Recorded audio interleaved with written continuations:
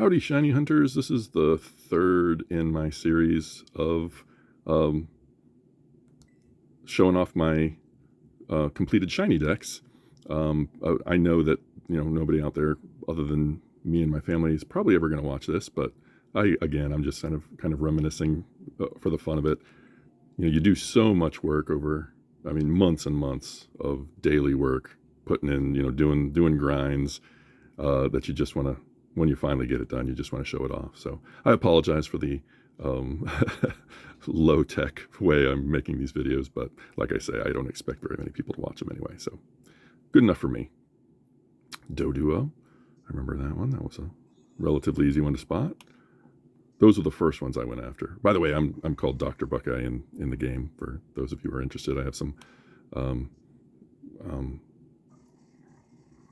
my YouTube is Hosmi Monexinus. That's a different character from a different game. And I've posted some of my shiny hunts underneath that name on YouTube. Basically, I'll just tell the story again for those of you who haven't seen the other two videos. I started by going after tough guys like Rhyperior, guys that I wanted to battle with. But then after a while, I just kind of got in the habit of shiny hunting. I'd just pick up one or two a day after I got home from work. And eventually I ran out of the cool ones and I started going after the hard ones. Elekid, this one was one of the hardest because take a look. Here's a regular Elekid. Here's a shiny Elekid. They look exactly the same. Now, surprisingly, so for that one, I just basically they did a really nice thing here in this game of Violet of allowing you to auto battle, and then the lead Pokemon won't attack shinies. So basically you can use auto battling to detect shinies, and that's what I did to get Elekid. Is just I went to an outbreak, got it to its third stage where they said there's not many left, and then that boosts your chances. Of course, I already had a shiny charm, which also boosted my chances. And then I would just save and then run in and then just keep auto battling until the outbreak dispersed. And once the outbreak dispersed, I would just go back to that save game and just keep doing it until I eventually got to a shiny. It took me a couple hours to get the Elekid, but I knew there was no way I was going to be able to spot it. Now, when I actually go back and watch that video, because that's one that I did post on my YouTube, I can actually see it. Now that I know what to look for, I can actually see the difference between the shiny and the regular one in the video. But I did not see it at the time. At the time, I was just randomly going around because, again, the lighting conditions in the game make it really hard to spot. This is another one that's kind of hard to spot, based on lighting conditions. Is Blitzel, something that goes from black to blue. That can be really hard to spot under certain lighting conditions. Substrika, a lot easier to spot than Blitzel was. That goes for Houndoom and Houndour too. They have that same difficulty. Girafarig going for the blue nose, right? Looking at the blue nose.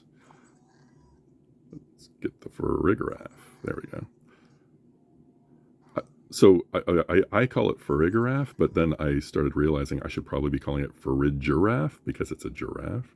Oh well.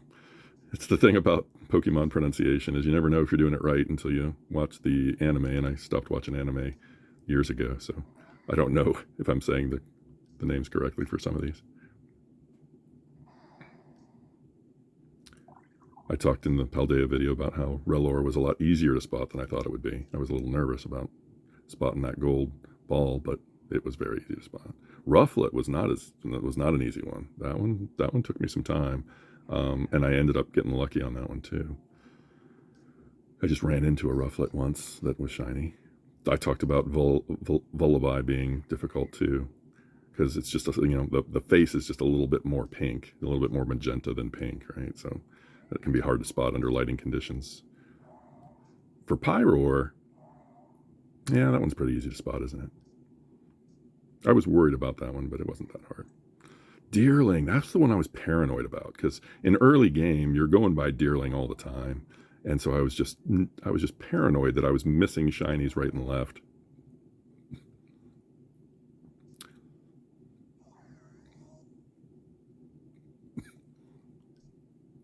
Rotom was a little easier to spot in darker lighting conditions because you're looking for the outline. I did not go for all of the different forms, all of the different shiny forms of All Creamy. I was content to just get one. But Brava was an early one in the blueberry pokedex. Pick-a-peck. Oh, that was a rough one. I think I did post the video for Pick-a-peck. But that one was, they're such small Pokemon to begin with, and the color change is not that, not that stark. Again, you can easily miss it in different lighting conditions. I ended up getting it, but a lot of misfires along the way. There's another one. Tentacool, for some reason, was one of the very last Pokemon. I don't know why. I never bothered to get a shiny Tentacool until the very end. It's one of the very last ones I got in the blueberry. Horsey was also kind of a pain. Yeah, see, it's a yellower shade of blue. It's more of a blue-green. And again, when you're in the water anyway, it can mess with the color. If it's underwater, it messes with the color already, and then different lighting conditions. It sometimes can get really hard to spot. Bruxish is such a funny one. Cottony was kind of cool. Whimsicott was neat. Comfy, I got lucky on.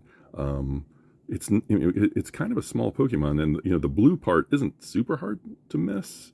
I mean, it's okay, but it's a small part of a relatively small Pokemon, and I think I posted the video of that one. Basically, a whole bunch of Comfy just sort of all came at me at once, and I could see that one was different from the others. I think I told the story about Slackoth in the Paldea video, about how when I finally actually saw a shiny Slackoth, I thought it was just because it was dusk that it looked pink, and then when I ran into it, I was like, oh, it really is the shiny. The reason why I was so surprised is because it happened so quick in the encounter. There are some encounters where you just run into the shiny before you even knock the encounter down to the third stage, and that was one of them for me, was Slackoth. You're always grateful when that happens, right? Saves you a lot of time. Diglett was such a pain. Oh my goodness, I had to fixate on the blue nose, so I was just going around from Diglett to Diglett to Diglett, looking for blue noses.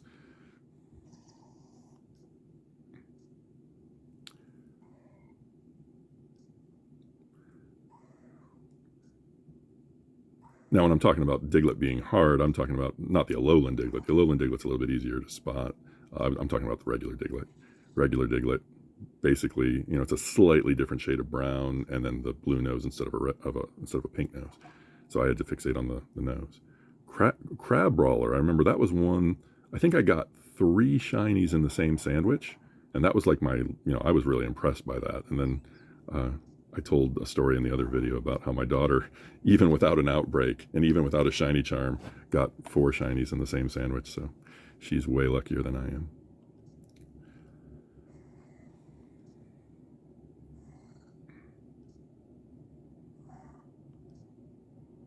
Inkay. Inkay was one of my first shiny hunts in blueberry. Finneon was one that I remember being really paranoid about missing because of different lighting conditions. Lumineon too, yeah. Let's take a look. Here's a regular Lumineon, and then here's here's shiny Lumineon. And again, if the light is just a little bit off, you can miss it. I told the story about Alomomola in the Paldea video. Torkoal was one of my first blueberry shiny hunts. Fletchling was really hard. That was one of my last ones to do because it's such a small Pokemon. It's hard to see the shiny version.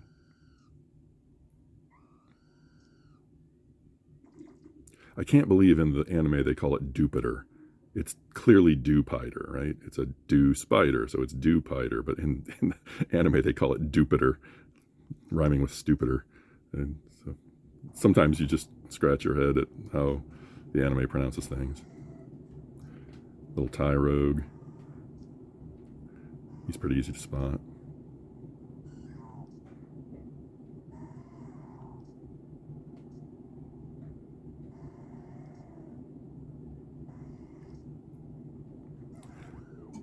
Drillbur, I remember that one. Found that one in Chargestone Cave. Excadrill, another cool one. Gothita, I think I told the video in the told the story, in the Paldea video about how Since so there were certain my standard operating procedure was to wait for an outbreak and then get the outbreak to the third stage and then eat a sandwich to get the maximum odds for getting a shiny. That was what I tended to do. Minior, oh my goodness. So this was one that I was really lucky that I didn't have to shiny hunt because somebody or surprise traded it to me. So really lucky I didn't have to shiny hunt that one. Cranidos was one of the very last ones that I shiny hunted on my daughters. I used my daughter's Scarlet game to get the version exclusives. Oh my goodness, Shield on. Oh, let me show you regular Shield on. And then shiny Shield on. It's a slightly darker head, right? And I thought I was going to have no trouble spotting it, but it took so long for me to find a shiny Shield on. And when I did, I was like, oh, that was a little harder to spot than I thought it was going to be. Minccino is another one where you can, your eyes start to lie to you. You think you're seeing a shiny, but it's just the lighting conditions are different. Oh, I lucked out so much with Skarmory. I just, when I decided to finally hunt Skarmory, I was like, oh, okay, I got to look under the wing. And, basically you can't even see under the wing unless it, does that sort of flare where it's sort of challenging you, right? Making itself big. And I just lucked out with Skarmory. I just got it like within, 10 minutes of showing up to the outbreak. Got really lucky. I told the story of my many hours of hunting shiny Magneton. Shiny Plusle was another real pain. I mean, take a look. It's just a slightly different shade of red. And for some reason, in Chargestone Cave, which is where Plusle shows up most often, they had this weird lighting effect that was sort of, it would make the Plusle and Minun look sort of semi-transparent, and so you could not tell. You could not tell you were looking at a shiny one. So I think I did post my video for Plusle, but that was a really hard one to get. I thought Scraggy was going to be harder than it was. It took me less time than I thought it would take.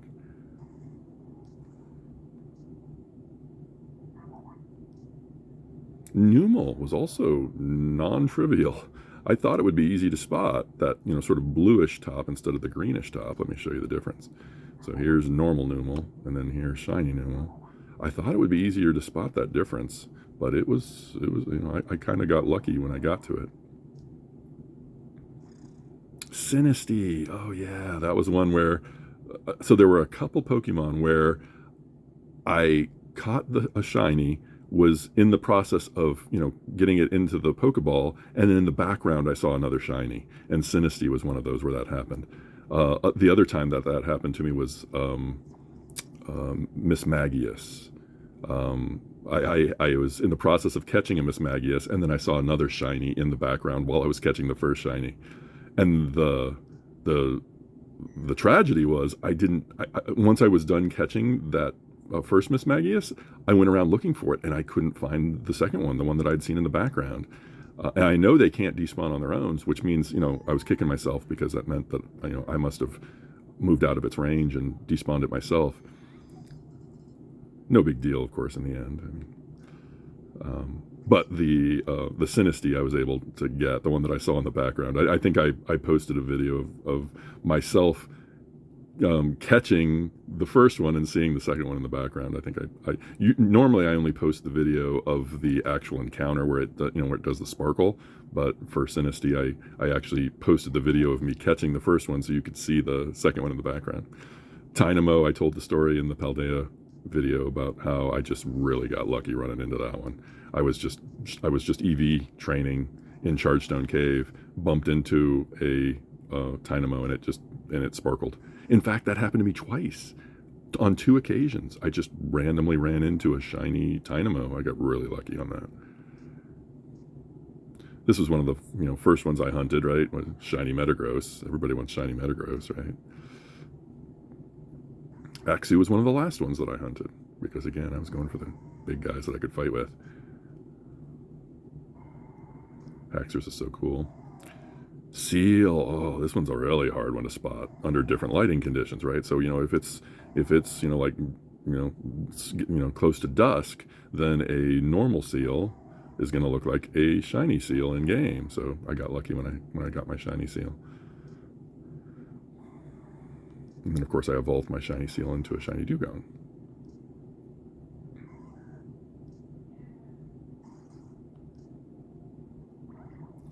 Oh, Solosis was another really hard one to spot. Let me show you the difference.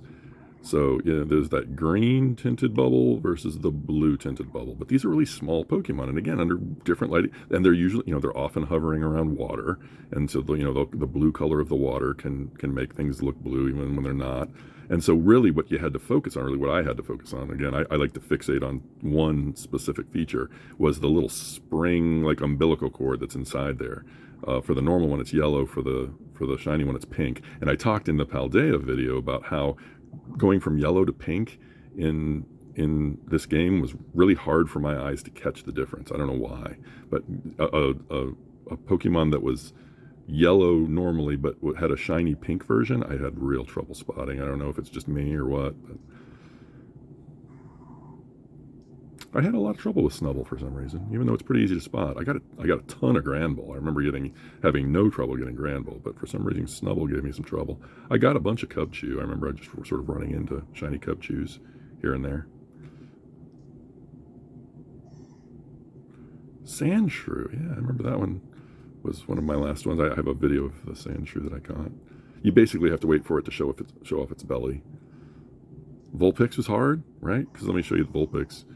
So here's the shiny one. It has a little bit of purple tone to it.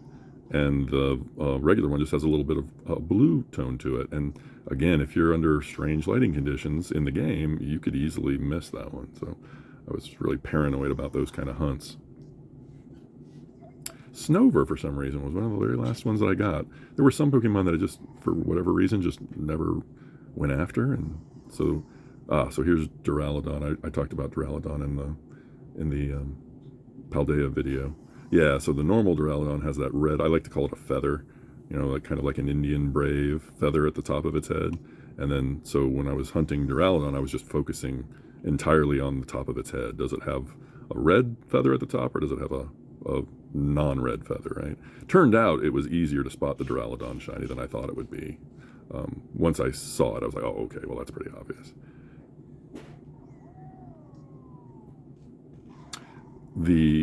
I said in the Paldea video that my daughter got a bunch of Applins, a bunch of shiny Applins, even without an outbreak, and so she basically cornered the market on all the Applin evolutions.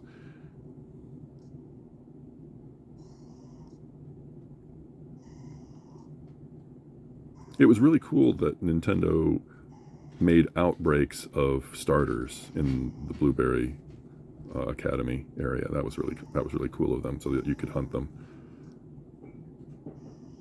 instead of just having to breed them.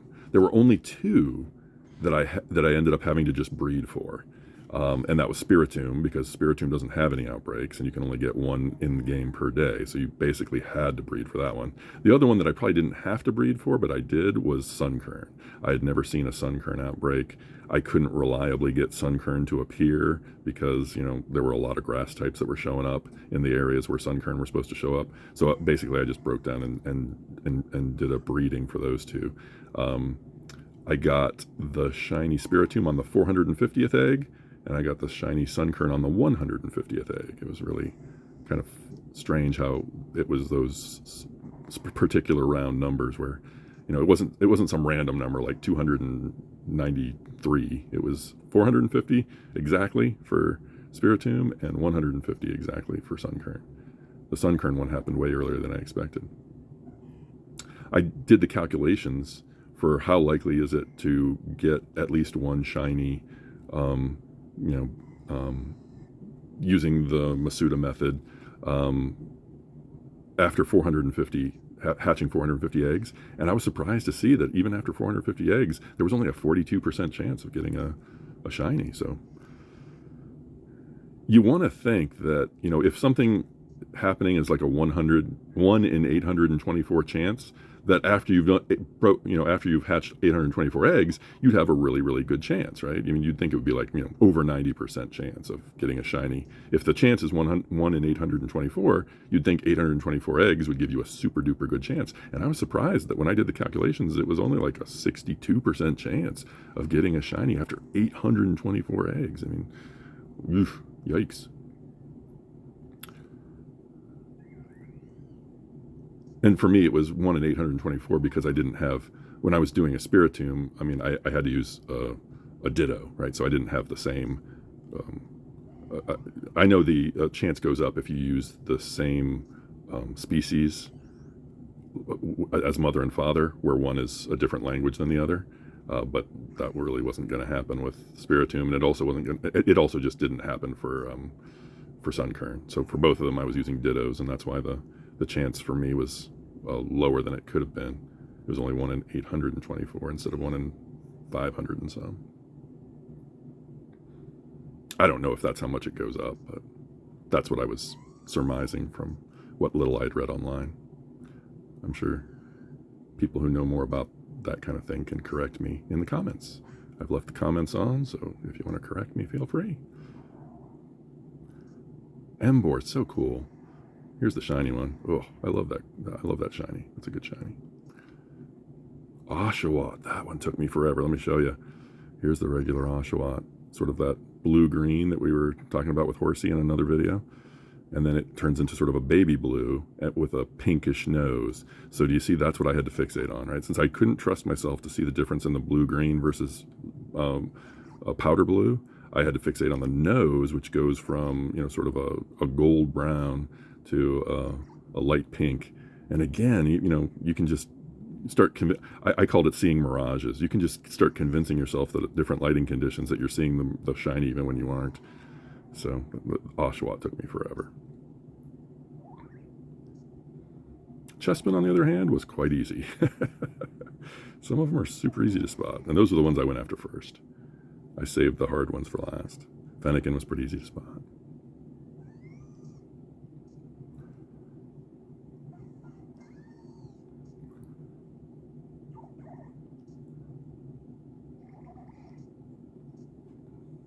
Froakie was one of the very first ones that I was able to hunt. One of the first starters I was able to hunt. I love little baby Rowlet, little shiny Rowlet. It's so, little egg-shaped Rowlet. And shiny Decidueye is just so cool. I don't know why, I just love that one. I love that shiny. Litten's an easy one to spot.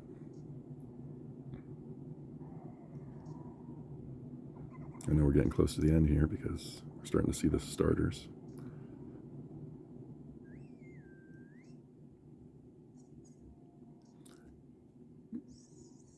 Grookey was a little bit harder to spot than I expected.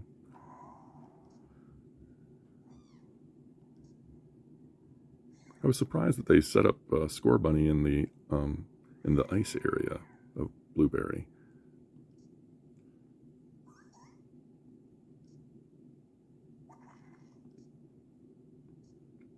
I don't think I hunted Sobble. I must have got that one as a surprise trade.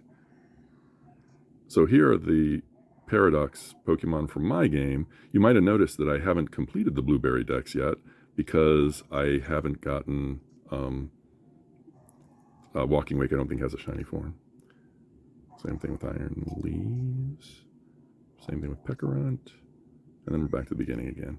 Yeah, so the reason why I haven't completed the Blueberry Dex is because I don't have the Scarlet exclusive versions of these legendary Paradox Pokemon.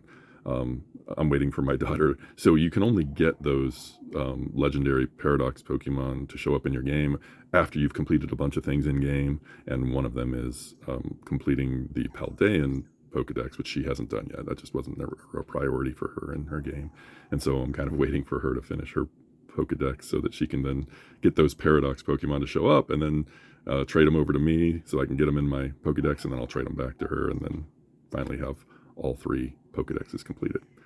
Well, if you watched all 3 of these videos, congratulations to you. I don't expect anybody other than me and my daughters ever will, but it was fun reliving these memories of my months-long slog. I told people online that it felt like getting a PhD in Pokemon by completing my shiny decks. But it was fun, and I will memorialize this online so that anybody who's interested can come take a look at all my shiny Pokemon. All right, have fun, shiny hunters. Bye.